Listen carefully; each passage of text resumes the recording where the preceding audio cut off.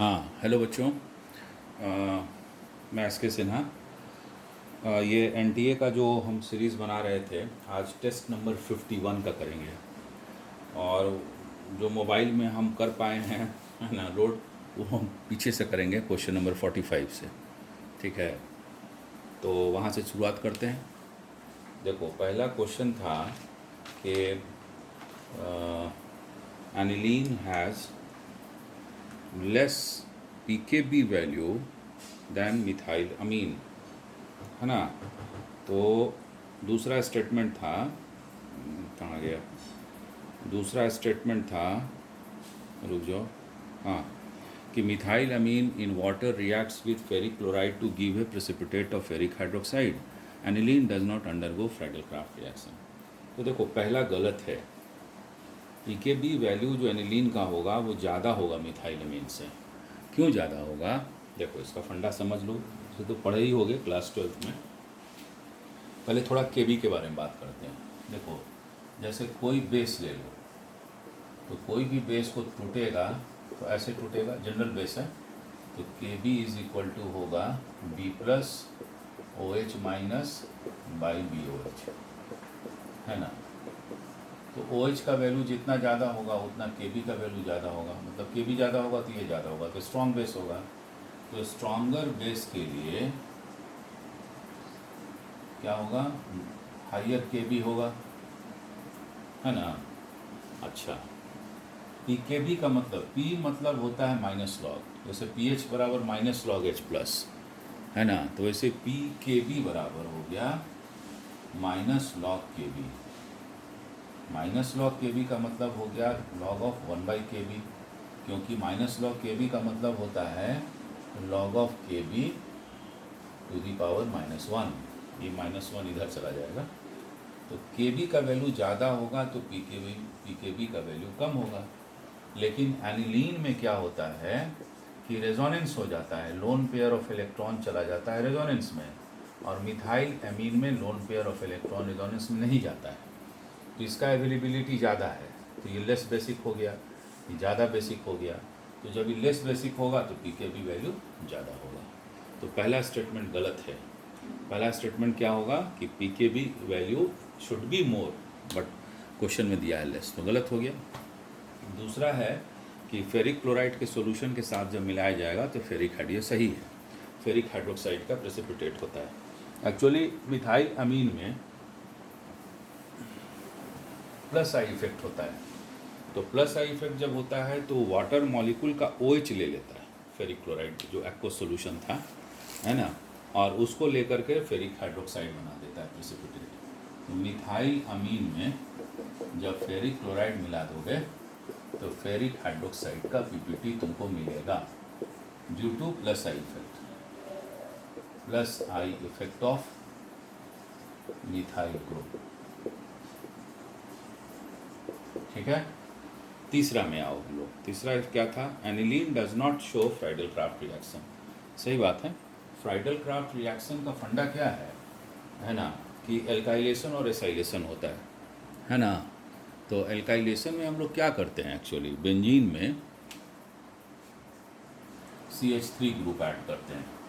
तो किसके साथ ऐड करते हैं? CH3Cl और एनहाइड्रस AlCl3। यहाँ पर ये जो लोन पेयर ऑफ इलेक्ट्रॉन्स है क्लोरीन का, ये तो इलेक्ट्रॉन डिफिशिएंट है, पता ही है, सेक्सटेट बनाता है, तो ये इलेक्ट्रॉन खींच लेता है। तो जब खींचता है तो ये खुद निगेटिव इलेक्ट्रॉन चला गया, प्लस बना, और पाई इलेक्ट्रॉन जो था बेंजीन के ऊपर घूमते रहता है, तो वो तो निगेटिव को बुलाएगा नहीं, पॉजिटिव को बुलाएगा, तो पॉजिटिव आकर अटैक कर देगा और टॉलिन बन जाएगा। ये फ्राइडल क्राफ्ट एल्काइलेशन का एक रफ कॉन्सेप्ट है ना। उसी तरह एसाइलेशन में भी सेम काम, ये एनहाइड्रस AlCl3 आएगा, तो यहाँ पर ये पॉजिटिव बनेगा, ये खींच लेगा Cl को, प्लस अटैक करेगा। ठीक है। लेकिन एनिलीन में प्रॉब्लम क्या है कि वहाँ पर लोन पेयर नाइट्रोजन में पहले से बैठा हुआ है, जो कि बेंजीन रिंग के बाहर है ना। बेंजीन रिंग में भी इलेक्ट्रॉन है, लेकिन वो तो रेजोनेंस में इन्वॉल्व है, इसलिए AlCl3 बेंजीन का कुछ नहीं कर पाता है। ठीक है।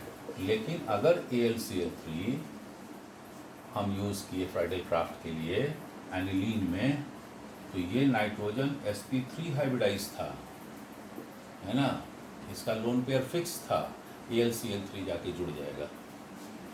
समझ में आया? तो एक कॉम्प्लेक्स बन जाएगा, एक कंपाउंड बन जाएगा। तो जब ये इसको सेटिस्फाई कर दिया तो फर्दर ऑर्थो पैरा पर तो सब्स्टिट्यूशन होने से रहा। इसलिए सेकंड और third statement is wrong, sorry correct, and first statement is wrong. ठीक है, तो आंसर देख लो कौन सा होगा, देखते हैं, है ना। 1 मिनट 09 क्या हो गया, 2609। हाँ, तो पहला स्टेटमेंट है इसका, तो वो होगा सेकंड और थर्ड, तो ऑप्शन 2 जो है वो करेक्ट है। अब दूसरा क्वेश्चन आप, एंटीसेप्टिक क्लोरोजाइनॉल। तो क्लोरोजाइनिलॉल जो होता है ये डेटॉल का एक कंपोनेंट है, उसमें अल्फा टर्पेनियोल भी होता है तो ठीक है ना डेटॉल में। तो खैर हमको अभी इससे मतलब है, एंटीसेप्टिक है ये। तो ये होता क्या है वो हम बना देते हैं स्ट्रक्चर इसका, ठीक है ना। ये होता है फिनॉल का कंपाउंड है ये। तो क्वेश्चन नंबर 2 ये बनता है, देखो ये फिनॉल है और यहाँ पर CH3 और CH3 और ये Cl है, तो ये कंपाउंड बना, ठीक ना। तो ये हो गया 1 2 3 4 5, तो हो गया 3,5 डाईमिथाइल 4 क्लोरोफिनॉल। तो आंसर कौन होगा, 4 क्लोरो, आंसर ए है। ठीक है, कोई डाउट है ना। अच्छा, अब हम लोग आते हैं क्वेश्चन नंबर 43 में। Calculate the mass of 2 gram atoms of magnesium. 2 gram atom, mole का पुराना नाम एटम था, याद रखिएगा एलिमेंट के केस में। अब ग्राम मॉलिक्यूल वो भी मोल ही होता है, पुराना नाम कंपाउंड के केस में। तो ये हो गया यहाँ पर 2 मोल्स ऑफ मैग्नीशियम। तो 2 मोल ऑफ मैग्नीशियम मैंने कितना, 2 गुने मैग्नीशियम का एटॉमिक मास 24, 48 ग्राम। 48 ग्राम आंसर होगा, मैंने आंसर ए होगा। अच्छा, क्वेश्चन नंबर 42, आओ 42 में आते हैं, है ना। ये सिंपल रिएक्शन है, क्लास 12 का है। तो ये है CH3COOH, इसको PCl5 के साथ रिएक्शन कराओगे तो CH3COCl होगा, और फिर बेंजीन के साथ यही फ्राइडल क्राफ्ट एसाइलेशन हो गया, प्लस एनहाइड्रस AlCl3। तो ये पोर्शन यहाँ के यहाँ अटैच हो जाएगा, एसिटोफेनोन बनेगा, है ना। तो जोड़ दो, तो ये हो गया तुम्हारा C डबल बॉन्ड OCH3, ये बन गया, है ना। सिंपल है, AlCl3 कंबाइन किया, C प्लस यहाँ बन के अटैच कर दिया। अब इसको हम लोग रिएक्शन करा रहे हैं ग्रिग्नार्ड के साथ, तो कराते हैं ग्रिग्नार्ड के साथ। ये ग्रिग्नार्ड, एक चीज़ आपको हम बता दें, ग्रिग्नार्ड में जो एल्काइल ग्रुप होता है ना वही माइनस होता है, उसी की वजह से सब रिएक्शन होता है। क्योंकि मैग्नीशियम पर तो 2 प्लस है तो माइनस होगा, समझ गए। तो ये माइनस हो जाएगा और ये प्लस हो जाएगा, तो ये इस पर अटैक करेगा, ठीक है। तो ऑक्सीजन ज़्यादा इलेक्ट्रोनिगेटिव है, पाई इलेक्ट्रॉन इधर आ गया तो माइनस ही प्लस हो गया। अब इसको जोड़ दो, तो इसको जोड़ोगे तो दिख रहा है ना, हाँ। तो ये हो गया C के साथ CH3, ये वाला CH3 यहाँ जोड़ा, ये CH3 यहाँ आ गया, और ये हो गया OMgBr। अब इसको पानी के साथ धोना है आपको, तो पानी में H प्लस और OH माइनस होगा, थोड़ा एसिडिक कर देंगे, तो पानी का H प्लस इसके साथ जुड़ेगा, क्योंकि O पे माइनस है और इस पर प्लस है, O पर माइनस होगा ना, ठीक है। तो पानी का H प्लस आके इससे जुड़ गया, तो कंपाउंड क्या बन गया, CH3 PHOH, ये प्रोडक्ट बना, प्लस MgBrOH। तो MgBrOH से मतलब नहीं है, तो आंसर तुम्हारा हो गया 4th, है ना, डी इज़ द आंसर, ठीक है। अब आते हैं क्वेश्चन नंबर 41, 42 हो गया। अच्छा, an isomer of C6H14 forms 3 monochloro derivative. कौन कौन है भाई, तो नियोपेंटेन है। करते हैं 2 मिनट, देखो इसका आंसर क्या होगा।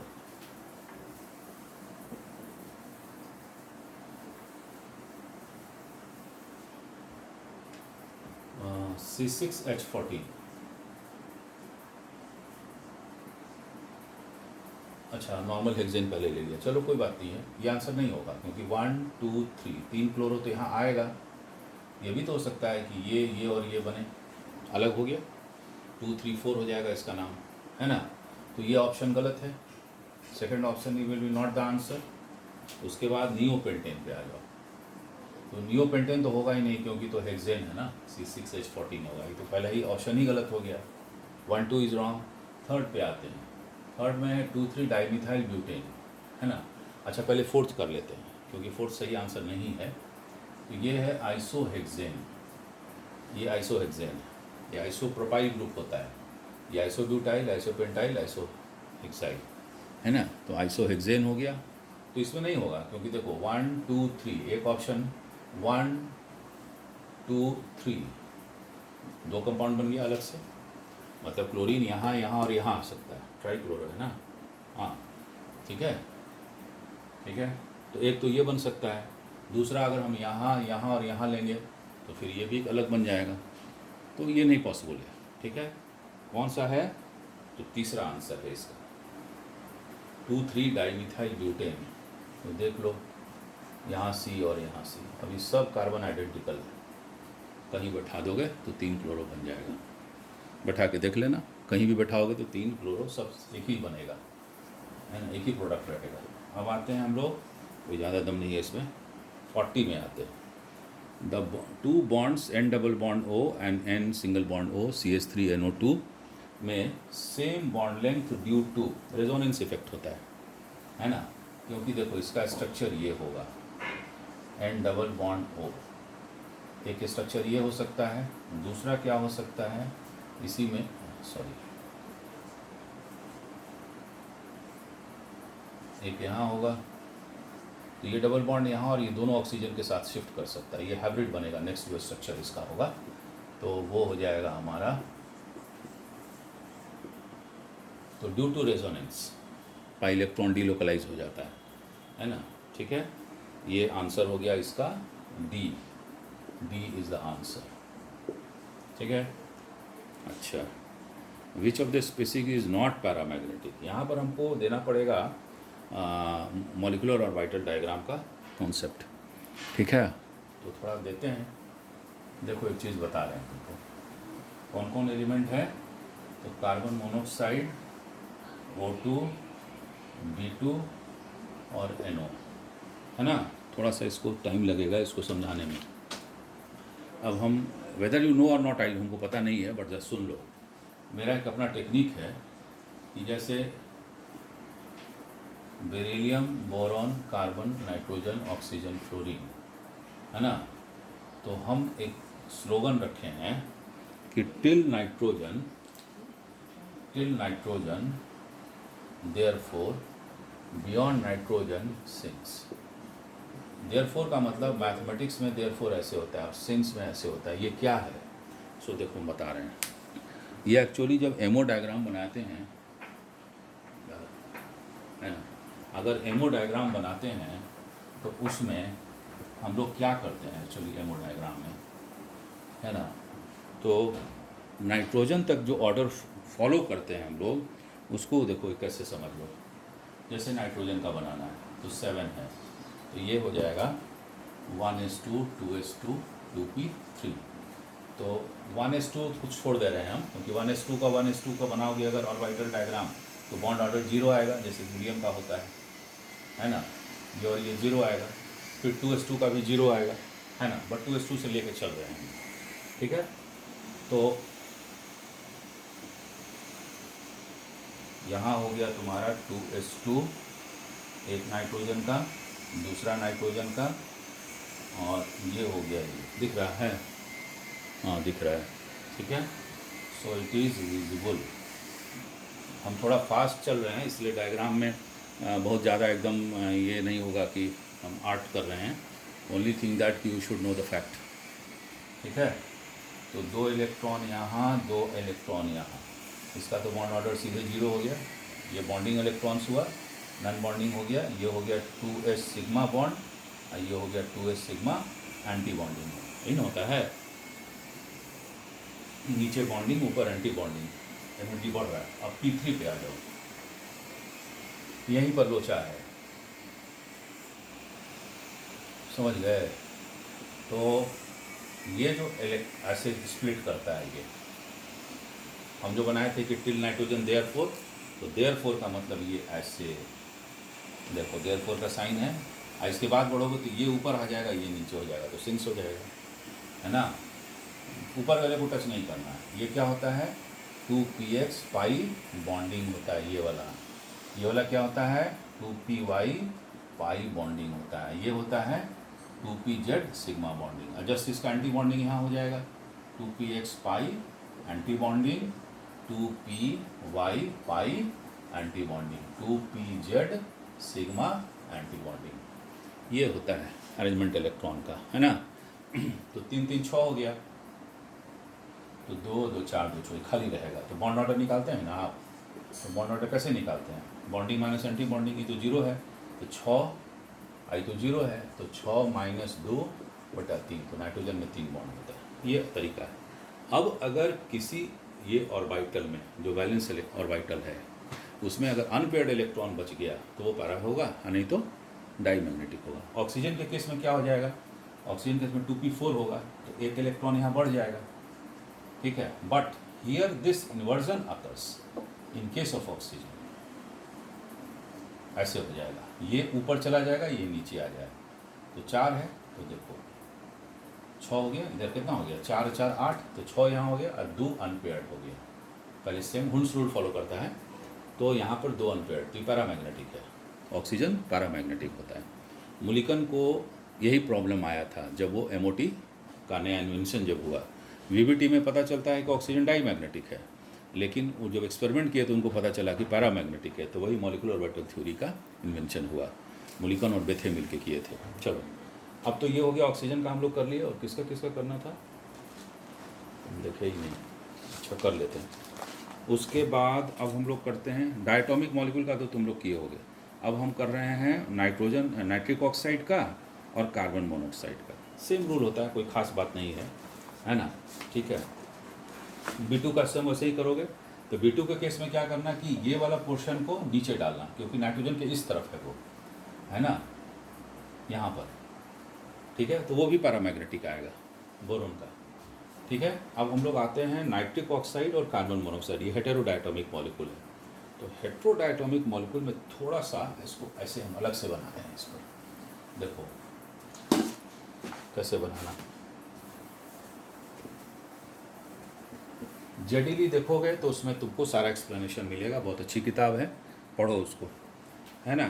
तो नाइट्रिक ऑक्साइड में हम 2p ऑर्बिटल का कर रहे हैं। 2s का तो पता ही है सबको, है ना। यहाँ पर 2s, इसका भी 2s, ये हो गया हमारा, ये नाइट्रोजन का हो गया, और ऑक्सीजन का थोड़ा नीचे लिया जाता है यहाँ पर एनर्जी में।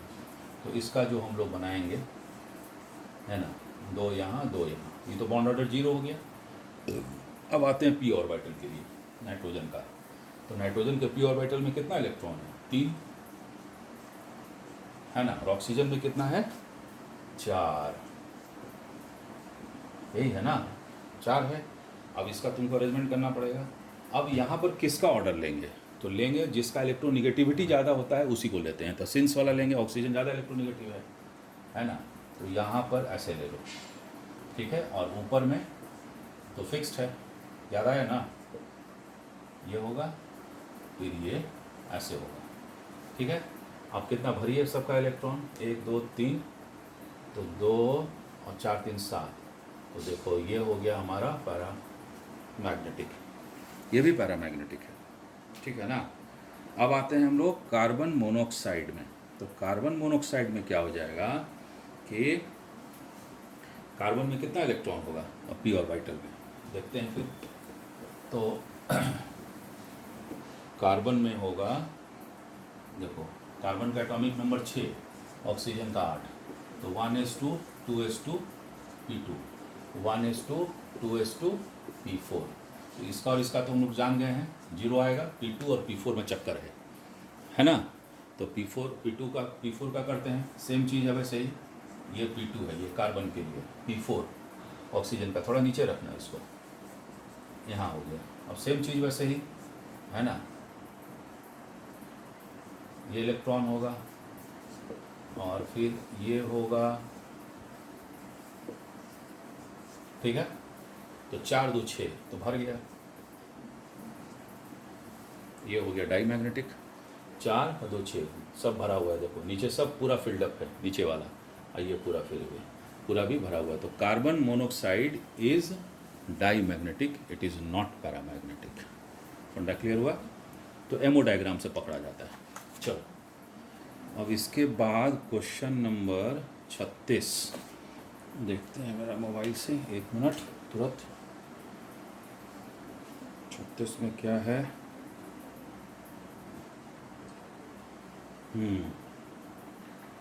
रुको भाई, 36 में आते हैं 40, रुकिए, हाँ, the complex ion which has the highest magnetic moment among the following. तो बहुत आसान क्वेश्चन है, इसमें तो कोई ख़ास बात नहीं है।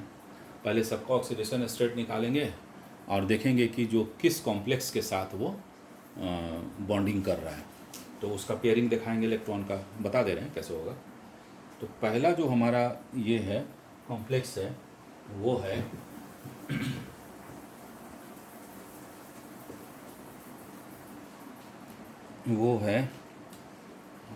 रुक जाओ, COF6 3 माइनस, है ना।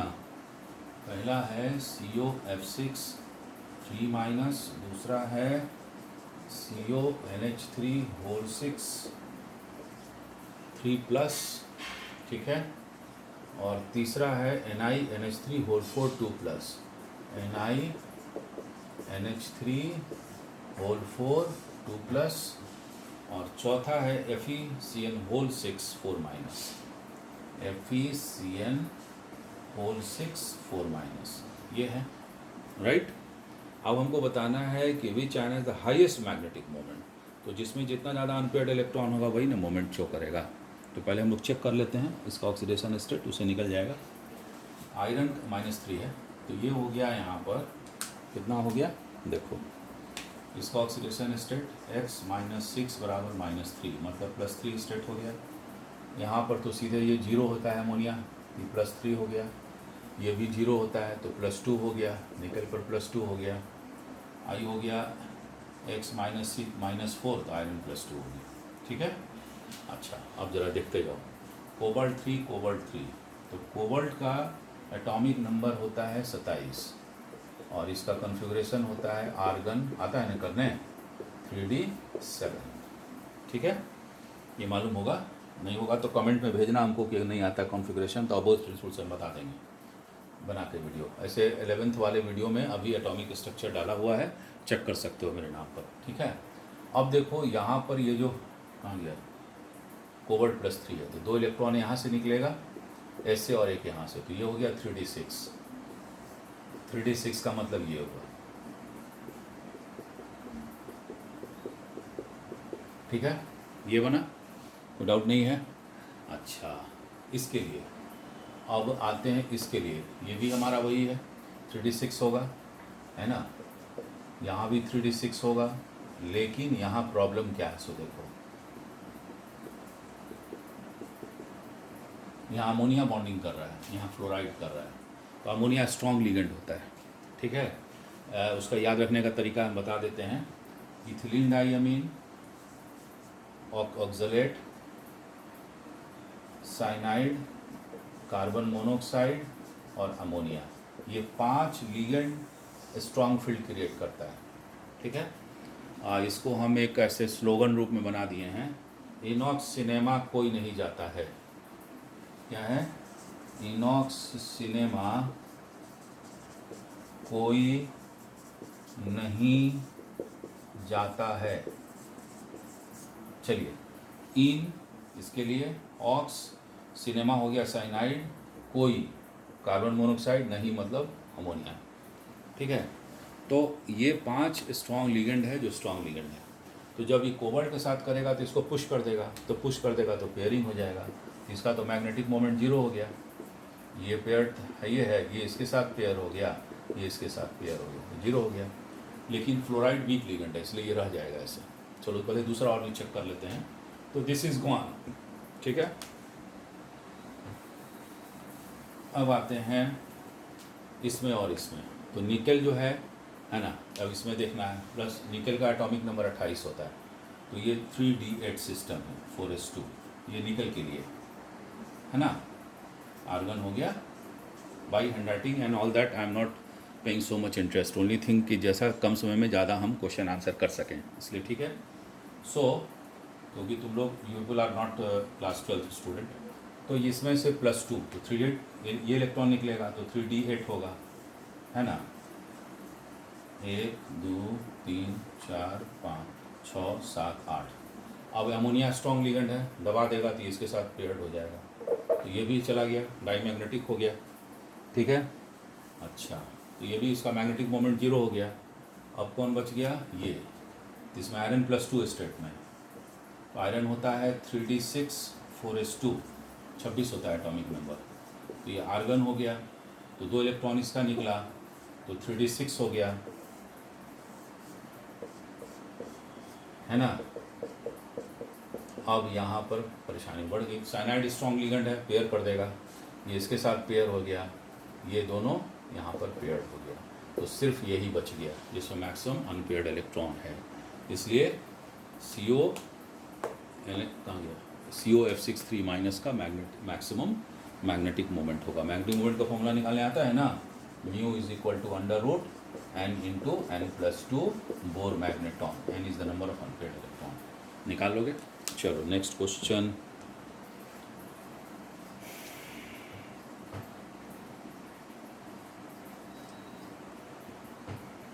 छत्तीस के बाद, अरे क्या हो गया, 42, हाँ 41, रुक जाओ भाई, आगे पीछे हो जाता है। हाँ, अब अगला सवाल है, ठीक है, 35 क्लियर नहीं हो पाया है, वो हम अलग से नोट किए हैं, नेक्स्ट वीडियो में हम बता देंगे, 2-4 क्वेश्चन थोड़ा छूट गया है हमसे। 35, इसके बाद हाँ this is a very simple question. 34, in conversion of limestone to lime, calcium carbonate जो था वो CaCO में 2 में टूटा। सिंपल क्वेश्चन है ना। 35 थोड़ा लंबा क्वेश्चन था, इसलिए हमसे छूट गया है, but I will solve it, don't worry, है ना, वो बना के हम दिखा देंगे। सो आइए इस क्वेश्चन में क्या है, हाँ सुनिए, ऐसे हो जाए। तो कैल्शियम कार्बोनेट जो है वो टूट रहा है, कैसे टूट रहा है, तो कैल्शियम ऑक्साइड में और CaO+CO2 में, ये गैस है, ये सॉलिड है, ये सॉलिड है। ΔH इसका दिया हुआ है +179.1 kJ/mol, और ΔS जो है वो है 160 जूल। इसको किलो जूल को जूल में कर देते हैं क्योंकि अभी जूल में है, तो इसको × 10⁻³ कर दिए, तो जूल हो गया। कहता है कि हाँ एक मिनट, छोटा हो गया, बड़ा हो जाओ, अच्छा, do not change with temperature, उसके बाद temperature above which conversion limestone will be spontaneous, तो किस टेम्परेचर के ऊपर ये होगा। तो स्पॉन्टेनिटी के लिए कंडीशन क्या है, ΔG का वैल्यू निगेटिव होना चाहिए, तो ΔG इसका निकाल दो, सिंपल है, तो फार्मूला बैठा देते हैं, है ना। तो ΔG का वैल्यू क्या होता है, ΔG = -T ΔS, ठीक है ना। तो सब का वैल्यू बैठा दो, तो पहले 0 ले लेते हैं ΔG का, है ना। अगर ΔG इक्विलिब्रियम में होगा तो 0 = ΔH, फिर हम लोग टेम्परेचर जो होगा, है ना, उससे ज़रा सा बढ़ा देंगे तो निगेटिव में चला जाएगा, ये बढ़ जाएगा तो निगेटिव में जाएगा ना। तो अब ये हो गया यहाँ पर ΔH = T ΔS, ΔS और ΔH का वैल्यू बैठाओ, ΔH और ΔS का, तो T का वैल्यू आया है, कहाँ गया, my God, I have solved it, हाँ इसका न्यूमेरिकल सॉल्व किया, हाँ, तो ये आया है 179 into 10 to the power 3 divided by 160.2, that is T, and this is coming almost 119,119 K। ठीक है, तो आंसर इसका डी होगा। समझ गए? सॉल्व करके देख लेना, इससे ऊपर बढ़ोगे तो रिएक्शन हो जाएगा। ठीक है, आइए साहब, नेक्स्ट क्वेश्चन क्या था? एक मिनट, हाँ एक मिनट रुक जाओ, मोबाइल में बार बार हमको जाना पड़ता है। हाँ जी, तो नेक्स्ट एक मिनट, ये हो गया कार्बन मोनोऑक्साइड 4 टाइम्स। हाँ, ये क्वेश्चन है, lambda naught and lambda be the threshold wavelength and wavelength of incident light. तो सिंपल क्वेश्चन है। The velocity of the photo electron ejected from the metal surface. Simple है, class 10th का ये algebra करना है इसमें। तो लैम्डा नॉट और लैम्डा ये है किसका? इंसिडेंट लाइट का। अच्छा, तो ये थ्रेशोल्ड वेवलेंथ है ना? ठीक है, और लैम्डा जो है वो इंसिडेंट लाइट का वेवलेंथ है। ठीक है, तो जो वेलोसिटी ऑफ फोटो इलेक्ट्रॉन है उसका इक्वेशन कौन सा बनेगा? तो इसका हम निकाले हैं, तो वैल्यू आया है शायद ए। तो कर लेते हैं 2 मिनट में। तो कैसे करोगे? देखो, अच्छा इसको रहने दो, तुमको फार्मूला पता है ना, E is equal to E naught plus kinetic energy होता है ना? अगर कोई फोटो देखो ये फोटो इलेक्ट्रिक में क्या होता है, लाइट इस पर आया, इलेक्ट्रॉन यहाँ से निकल गया, तो ये लाइट का एनर्जी E है, और ये इलेक्ट्रॉन सटा रहता है सरफेस से, तो उतना एनर्जी तो उसको दोगे तब ना हटेगा, और जब ज़्यादा दे दोगे तो चल देगा, काइनेटिक एनर्जी हो जाएगा। तो इस दोनों का सम मिला के इसके बराबर होगा, तो E बराबर इतना होगा। तो E नॉट बराबर क्या लिखेंगे? एच न्यू नॉट को क्या लिखेंगे? H C by lambda naught. ये हो गया काइनेटिक एनर्जी, हाफ mv²। ये क्या हो गया? एच सी बटा लैम्डा। अब तुमको यहाँ से भी निकाल लेना है, बच्चा वाला काम है ना? ठीक है, 2 मिनट में निकाल दिया जाए। इसको इस तरफ ले आ देते हैं, तो यहाँ माइनस हो गया, ये यहाँ पर इक्वल हो गया। थोड़ा स्पीड रखना मेंटेन, तब ना क्वेश्चन बना पाओगे, और करेक्ट बनाना है, इसीलिए उसी ढंग से हम चल रहे हैं। तो एच सी को कॉमन ले लो, 1 बाई लैम्डा नॉट, कितना हो गया? Half mv²। ठीक है, इसको मिटाओ, ये एलसीएम हो गया, lambda naught minus lambda, H C into 2 इधर आ गया, m अंडर रूट हो जाएगा, तो हो जाएगा भी। ठीक है, तो ये है हमारा आंसर ए। अगला सवाल है, कौन सा सवाल है? हाँ एक मिनट, 31 31 में क्या है भाई? आइए 31 में फंसाया बढ़िया से। A compound A of formula C3H6Cl2 on reaction with alkali give B of formula C3H6O, ठीक, और C of formula C3H4, दोनों दे रहा है। समस्या यहाँ ये है, तो देखो दिमाग लगाओ थोड़ा सा, इस क्वेश्चन में उल्टा चलोगे। नॉर्मली इस तरह के वर्ड्स प्रॉब्लम में पीछे से चलोगे तो तुम्हारा काम जल्दी आसान होगा। याद रखना, काम करना देखना करके। तो C3H4 बन रहा है, मैंने एल्काइन बन रहा है पहली बार, तो 2 Cl होगा, अगल बगल होगा Cl, या सेम कार्बन पर भी होगा तो बन जाएगा, है ना? ठीक है, 2 ऑप्शन हो सकता है इसका, करते हैं अभी।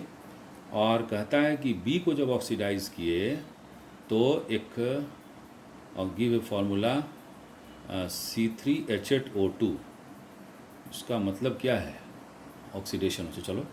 And C with dilute H2SO4 containing mercuration हो गया, मरकरी के साथ D बनता है, जिसका कि फार्मूला C3H6O है, और वो ब्रोमीन और एनाइडोफॉर्म ब्रोमोफॉर्म रिएक्शन हो गया, sodium salt of AC C2H4O2, then A is. पीछे से आते हैं, ठीक है, या चलते हैं पहले ही से चलते हैं। C2H क्या है, C3H6Cl2 ये है। तो दो ऑप्शन हो सकता है C3H6Cl2 के लिए। पहला ऑप्शन क्या हो सकता है,